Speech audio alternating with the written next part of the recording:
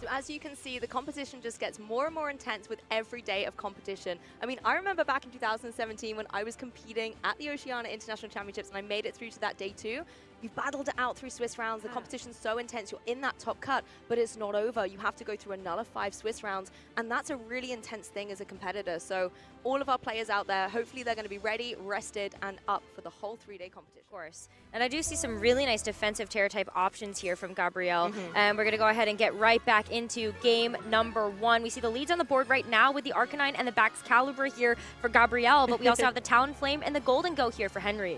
Yeah, absolutely love the speedy start Henry's come out with here. You can easily go for something like the Tailwind here and then, you know, go for some Make It Rain damage that will do a lot to that opposing Baxcalibur, not so much to Arcanine. So you do have to watch out for any kind of fire moves coming your way here. Yeah, I mean, the Henry's making a really big call here. You saw the Nasty Plot as a selection, so really trying to get that Golden Ghost set up here. So that is definitely a probability. And Gabrielle's going to go for a switch, so you do see the Baxcalibur leaving the field. Yeah, Baxcalibur getting out of here. I'm going to see King Gambit join instead. Talonflame is going to go for that Tailwind, using its Gale Wind's ability to make sure that that goes off first as a priority here. As Golden Go does go for that Nasty Plot, Henry is a braver player than I ever would be to click that in the face of an Arcanine. Yeah, maybe just making a little bit of a call that it's going to be the Snarl here coming through from the Arcanine, and that is entirely what it is. And also Baxcalibur leaving the field does give you a bit more of an opportunity to go for that Nasty Plot. So great here from Henry. You can get the Talonflame off the field, but Gabrielle did break the Gale Wings now. Exactly. I like the Snarl there because you do drop the special attack on that Golden Go. You break the Gale Winds on the opposing Talonflame. So I like the call by Henry to go for that Nasty Plot. Again, you know, if you're Gabriel, you might think, hey, the Golden Go is really vulnerable here. Maybe it's going to be a switch. Maybe something could come in, like the Iron Bundle, and I could catch that with the Snarl as well. So I think it was a good move to go for. But King Gambit's joining the party, and then it's like, actually, I'm out. I'm just kind of, I'm going to yo-yo in and out. And there's that Amoonguss. Yeah, I mean, that King Gambit doesn't look particularly safe when you're in the face of a Talonflame with the overheat. So Henry going to play it a little bit safe here in response as well as the Will-O-Wisp goes through, and then Amoonguss is going to eat that. Yeah, it's going to deal a little bit of chip damage, but obviously the main target was the King Gambit. If you burn it, not only do you get the residual chip, you really lower the attack potential of that King Gambit. Arcanine just clicking Snarl once again, obviously going to go into the protective Golden Go, but Talonflame's going to have to take a little bit more damage for its troubles. Yeah, but Talonflame in these Tailwind conditions is going to be able to put so much pressure onto Gabrielle's team. He does have quite a few physical attackers here, but it is a little bit risky to kind of keep going for these fire type attacks, knowing that there is a Baxcalibur waiting in the back. You don't want to enable its thermal exchange. Yep, exactly. Its attack goes up if it's hit with a fire type move, so you do not want that to be in play, particularly if your Tailwind is going to be expiring at some point. Talonwind going on the offensive here, going for that Brave Bird. Really doesn't do too much to that Arcanine, able to take it really well, but Golden Go is going to follow up with a Shadow Ball. This is at +1. Yeah, that +1 is going to be plenty. I mean, I don't know if the critical hit's going to matter here as well, just knowing that it is going to be neutral damage. But that was a really nice call from Henry just to soften up that Arcanine enough that that Shadow Ball could pick it up. But Amoonguss free to go for a Spore here, so that Talonflame is asleep. Yeah, and one thing I like from Golden Go as well is good as Gold ability means it's not going to be affected by any status moves. So it doesn't have to worry about the Spore coming out from this opposing Amoonguss. Talonflame is going to have to take that instead. Yep, and now Gabrielle going to get a free switch here to the King Gambit, but really waiting at this point to be able to make sure he's buying through these Tailwind turns, and also the fact that the Talonflame is asleep, this King Gambit is a little bit more free. Yes, it definitely has a little bit more breathing room. You know, the Talonflame is going to have to take its guaranteed turn of sleep. It can't go for Will-O-Wisp on this occasion and, you know, then put a dent in King Gambit's plans here. So I wouldn't be surprised to see Henry switch out. Talonflame's kind of useless at this point, and Golden Go, yes, it's on the field. It can go for some good damage. You can go for some Shadow Balls to make it rain, things like this. But at the end of the day, it is one of the more frail type Pokemon, and King Gambit's here on the action. Yeah, and King Gambit has access to Sucker Punch as well, so Golden Go not really super free to go for attacks here, so really is going to be cycling through those protects and maybe even a Nasty Plot here to make sure it's getting through that. And I love that Gabrielle is not going to play that game, just going for the Kowtow Cleave to try to get that Dark type damage down. Exactly, and Amoonguss going for a cheeky Pollen Puff here into the King Gambit. Doesn't affect it, of course. It's got full HP, not going to need any recovery. Amoonguss, however, could do with some a little later on. It's going to, you know, be chipping itself away with a little bit of the fight of the burn, obviously. We see a little bit of a switch as well there, just for everyone at home. Amoonguss and King Gambit have come onto the left, and then the opposing side, Golden Go and Dragonite. Yeah, so Gabrielle's going to actually be on the bottom of your screen now. But yeah, we're going to see how that's going to work back. Oh, no, we're back. We're back. We're back. No worries. The Pokemon just want to have a bit of a party here. Shake things up. They're waking us up this morning, Rosemary. They're keeping us on our toes just a little bit here. But now we are back. And so Henry, in this board state right now, does have the Dragonite in. And so you could go for some really nice attacks here. I would love to see something like the low kick go down into that opposing King Gambit, but obviously Terra types are a thing. We're going to see our first terrestrialization here at the Oceania International Championships on that Golden Go. That is going to be going into the flying type. Yeah, so it's going to be removing that ghost type weakness here, especially in front of that King Gambit. You are really going to enjoy having that here as we see another terrestrialization on the other side. Yes, this time it's going to be that King Gambit, and King Gambit's Terra type is going to be that dark typing here. So going to be able to deal even more damage with something like a Sucker Punch or a Calton Cleave. Yeah, so maybe not going to get that super effective damage anymore, but you still get the double stab here as King Gambit does go for the Sucker Punch, and it's not going to be enough this time because of that great defensive Terra from the Golden Go. Yeah, love to see that. Make It Rain is the retaliation from this Golden Go, but it's not going to be able to get a KO on either of the opposing Pokemon. Obviously, it will lose a little bit of HP, and we'll be able to have that special attack drop thanks to the way that Make It Rain works. Yeah, but we are going to see the Amoonguss heal itself up with that Citrus Berry, but the low kick, despite that Dark Terra coming through, you're still going to be dealing super effective damage against it. And so that's a nice knockout here. Gabriel down to his final 2 Pokemon. Yeah, nice for Dragonite to pick up the pieces here, but Amoonguss still is just going to be able to go for the Spore into that Dragonite. Both the flying types on Henry's side now are going to be sleeping, but I believe we haven't seen the last Pokemon coming out from Henry yet, so there possibly is going to be a little bit of flexibility. You know, the Golden Ghost still hanging around. It can go from Make It Rain. I believe it's now it's back to neutral now. I believe it's taken, you know, it's got the drop and 1 Snarl, but it did get that nasty plot boost. It's just, I don't know if Henry has the utility to go for another one safely at this point. No, not in the face of the Baxcalibur. With the Golden Ghost so low, you still have the ability for the Baxcalibur to go for something like the Ice Shard, so that would be priority damage into the Flying Terra Golden Go. Yeah, it's not that would looking drop like that. Yeah, that's the one thing. Like you said, it was a really good defensive Terra, and it certainly was. But then this is the thing that you have with Pokemon types and the flexibility on a team. Now that Golden goes in a difficult spot being flying type. So I think it's quite right that it's going for the Protect here. Like you said, Ice Shard, very likely to be coming out here, and that's exactly what Excalibur's gone for. Yep. And so, you know, at this point, Henry is going to have to go through that one guaranteed turn of sleep here onto the Dragonite. So it has the ability to wake up in these next few turns, maybe go for something like an Extreme Speed. But I like that Gabriel was covering here for some of those options of maybe the Dragonite switches out. You see that 4th and final Pokemon, so Amoonguss just going for the Spore in case. Yeah, Amoonguss just doing what it does best here. You know, it's still on the field. It's relatively unthreatened by any of the offensive pressure coming out from Henry's side, and it can just keep going for those Spores. Henry is going to make an adjustment, however. It's going to be Talonflame coming back in, so both sleeping Pokemon on the field, and I think at Henry's game now is just to try and wake up. Ice Shard, Talonflame is going to be able to take that despite it being a critical hit, and now Dragonite and Talonflame have to play this waiting game of who's going to wake up, and then that will allow Henry to go back on the offensive. Yeah, and so just Spore once again covering for some of those options, but that Ice Shard still did a lot of damage there, so that Talonflame might not be able to survive through this next turn, as it's going to have to take its mandatory turn of sleep here. Yes, this is the thing. Both these Pokemon, you know, sleep turns. Dragonite wakes up. However, it's able to go for that Extreme Speed into Amoonguss and get the KO. No more Spores coming out. We've done our sleep times. Okay, Amoonguss needs to go down and gets another critical KO against Gabriel's team here. Talonflame, however, obviously still going to be sleeping at this point, and now it's up to Excalibur to see if he can get a KO. Icicle Spear into Dragonite, where it's 4 times super effective. Only takes the 2 hits to be able to knock it out. Yeah, I don't think I've ever seen Icicle Spear do nearly as much damage at that point, but Excalibur also has the loaded dice as its held item, so you are going to be able to guarantee at least 4 hits going into the next Pokemon here, and it's Iron Bundle as the 4th and final here for Henry. Love to see it. I mean, Excalibur didn't even need the loaded dice at that point. 2 hits was enough, right? It was able to get that solid KO, but it's going to have a more difficult time against this Iron Bundle. You know, Iron Bundle can really lock down Excalibur with something like the Encore that's going to deal really no damage at all to Iron Bundle, and then it will be able to just deal with it really nicely. Yep, Encore here.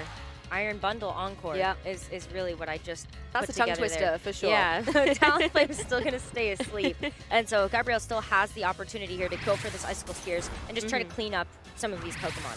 That's the thing, it'll be able to get the KO obviously on this Talonflame, and now you've got Iron Bundle in a position where, you know, again, it's not going to be able to deal so much to the opposing Excalibur, but you can always go for something like that Fleece Strike, still do a significant chunk of damage. And don't forget, Golden Go's here, and Golden Go, yes, you're going to go down to an Ice Shard, but that means that Iron Bundle's not going to be targeted. Excalibur, the last remaining Pokemon for Gabrielle, is only going to be able to target down one Pokemon at a time here. So not surprised to see the forfeit, and Henry's able to take game 1. Yeah, you got that single target make it rain that would have been able to do devastating damage there to that Excalibur. But a very hard fought game number 1 here between these trainers. Yes, really nice to see as well the kind of switch between going on the offensive and then having to play defensively as well. You know, having those Terra types come into fray. You know, again, the Golden Go being able to go for the flying type, so it's not going to have to take super effective damage from the dark types. And on the same time, I like the way that the King Gambit went for its Terror as well, going for a more offensive damage point where it can deal more damage with the Sucker Punch. The key thing for me as well was the switching. You know, it might have looked a little bit dicey for Henry there, having 2 Pokemon asleep, but making sure the ball position and the Pokemon were preserved in the right way for that end game. Like we were talking about before, it's not just the turn in front of you, it's the end game ahead, and you have to be prepared for it. Yeah, I mean, I appreciated that Henry had the foresight to be able to look at that and go, hey, maybe I can sacrifice my Dragonite here in order to make sure that my Iron Bundle is coming in without any damage on it. So really, really heads up play there. But Gabrielle's still in the face of such a difficult matchup with the Talonflame putting so much pressure onto his team with the Will-O-Wisp, still did a great job of making sure to keep that Pokemon in check and giving himself a fighting chance. Exactly, and I really like the Arcanine coming in here. You know, it didn't... We saw it obviously go for these Snarls, and it has the capability to go for things like Will-O-Wisp, but it didn't really get its opportunity to go for a really powerful Flare Blitz into something like the Golden Go here. And in that opening turn, you know, Henry made that bold play going for the Nasty Plot. However, that could have been a very different story if Gabrielle had just gone on the offensive and gone for that Flare Blitz and dealt with that Pokemon very early on. Of course, Arcanine would have taken a little bit of recoil, but considering we saw Golden Go at the end, being able to apply pressure the whole way through the game, possibly going into game 2, you're going to want to make sure that you deal with it a little bit sooner. However, again, if you're Henry, you know, what do you do in this situation? Do you go for another Nasty Plot, being like, I'm just going to boldly click it? And it's that mind game situation. So I always like seeing the adjustment, particularly when you're the player up in games. How bold you want to be coming into game 2. I think Henry can play it really safe, though. If it's same leads that comes out again, Henry does have the ability to go for the Protect on the Golden Go. True. And then you have just the Talonflame, maybe go for something like a quick Brave Bird to be able to get that damage down. But then also, yeah, maybe you just go for a Tailwind, and then Golden Go doesn't care anymore. I mean, the Tailwind was great. I mean, you take a look anyway, and Pokemon like Golden Go are very speedy as well as Talonflame, but just being able to have that advantage before any other Pokemon are able to come in, I think is really nice. You know, you've got to counter for the fact there could be that Flutter Mane hanging out in the back for Gabrielle, so making sure that you have speed so that when it comes in, it's not going to be able to absolutely steamroll through your team, I think was really nice coverage. But you're right, Talonflame could afford, if we don't see that Flutter Mane, to just go straight onto the offensive with something like a Will-O-Wisp, or even possibly an Overheat. Try and deal with that Amoonguss a little bit earlier on. It is carrying the Wide Lens, so its accuracy is going to be a little bit more boosted. You can click those less accurate moves like Will-O-Wisp and Overheat with a little bit more confidence. Yep, it's still not 100% accurate as it's we closer, have seen though. on stream, but yes, it is way, way closer. So that could definitely help out here. Thinking about game number 2, though, I mean, it's a tough call to make just because of how you look at how both of these trainers having to set up for their end game. I would love to see the Great Tusk just selfishly because I think that's a great Pokemon, but it does struggle in the face of something like that Excalibur. Yeah, I mean, it's funny you mentioned the Ground-type Pokemon on Henry's team. I'm looking at the Garchomp.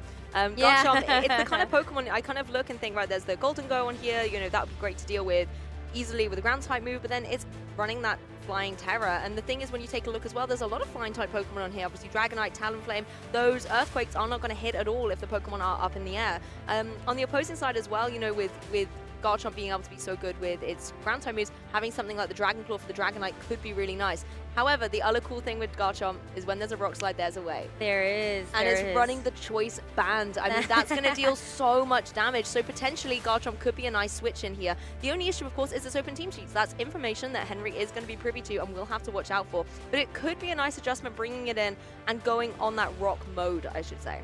Yeah, I really, really like that as a potential option, especially when it's the water or it's the Fire Terror type. So yeah, maybe you're a little bit worried there about the Iron Bundle, just going for something like that Hydro Pump, but it could definitely be a nice adjustment. And you called it, Lou. It's going to be the Garchomp and the Arcanine here for Gabrielle, and it's the Iron Bundle and the Golden Go on the other side. What was it you just said, though, that Garchomp's going to worry about Iron Bundle, and now it's facing against Yeah, one? well, hey, it's like we both spoke that into existence. Yeah, I mean, the other nice thing I like about the Fire Terror on Garchomp is it means you can't be burned by something like a Will-O-Wisp from a potential Talonflame, but really nice adjustments here. Very speedy offensive lead here from Henry. You can go for something, you know, like the Icy Wind, just start lowering the speed, follow up with something like Make It Rain. That will still deal a huge chunk of damage to the Garchomp, but only if it doesn't go for that Terrifying. Like you said, though, if that's something Henry wants to read into, you can go for that Hydro Pump. In fact, you could go for a Hydro Pump into either one of these Pokemon. It's still going to deal a significant chunk, even if it's not in that Fire.